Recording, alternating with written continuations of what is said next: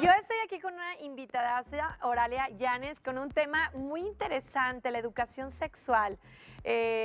Bueno, fuera del aire me decías, muy diferente la educación sexual a la educación De la sexualidad. o sea, sí, como tal. Entonces hoy vamos a hablar de un tema muy importante, sobre todo desde muy chiquitos, la importancia de decirles las cosas por su nombre, ¿no? Exactamente. Fíjate que una de las cosas bien importantes que ahorita comentábamos acerca de esta parte de la sexualidad es que cuando educamos, no solamente tiene que ver con la cuestión del ejercicio sexual o de nuestro cuerpo, tiene que ver en cómo nos educan, en cómo pensamos la sexualidad, en cómo la vivimos y también en cómo nos enseñan, cómo nos debemos de comportar por ser hombres o bien por ser Fíjate, mujeres. y me contuve para decirlo, la diferencia entre sexualidad y sexo. O sea, aún así, Sí.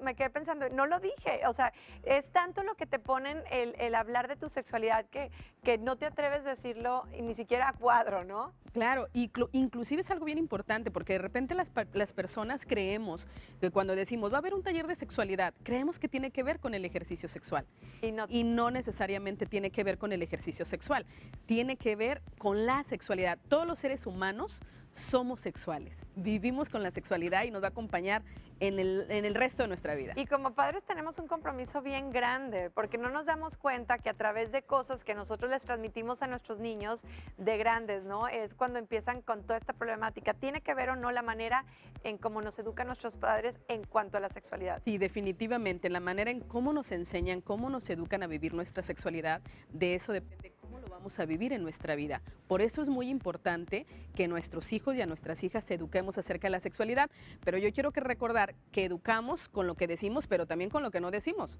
porque hay muchas cosas que no nos dicen, ¿Cómo, por que las ejemplo? omiten, ¿no? Por ejemplo, yo recuerdo que cuando a las jovencitas se nos hablaba de los cambios de la pubertad, cuando ya llegabas como a los 11 años, antes no se te decía nada. Cuando ves un niño o una niña que están chiquitos alrededor de los 5 años, los creemos que son asexuales. ¿Sí? No les decimos que tienen un cuerpo, que tienen que cuidarlo, que su cuerpo solamente les pertenece y que son cosas importantes inclusive para prevención de abuso sexual infantil. Exactamente. Sí, darles esa naturalidad de, bueno, como decíamos, las cosas por su nombre, busto, vagina, pene, o sea, las cosas por su nombre, porque empezamos a poner un chorro de modismos que no son necesarios. Sí, darles esa libertad, pero ¿cómo lograr lo que tú nos estás diciendo? Sí que lo vean normal, pero que también no, que se cuiden, que no vaya a pasar algo precisamente por darles esa naturalidad. Fíjate que hay una parte bien importante. A veces los papis y las mamis se preocupan mucho porque dicen, es que si les hablamos a nuestros hijos de sexualidad, es como incitarlos. No, hay investigaciones precisas que nos dicen que entre más educación de la sexualidad, nuestros hijos tardan más en tomar una decisión sobre el ejercicio de su vida sexual. Y cuando lo hacen, lo van a hacer de una manera asertiva.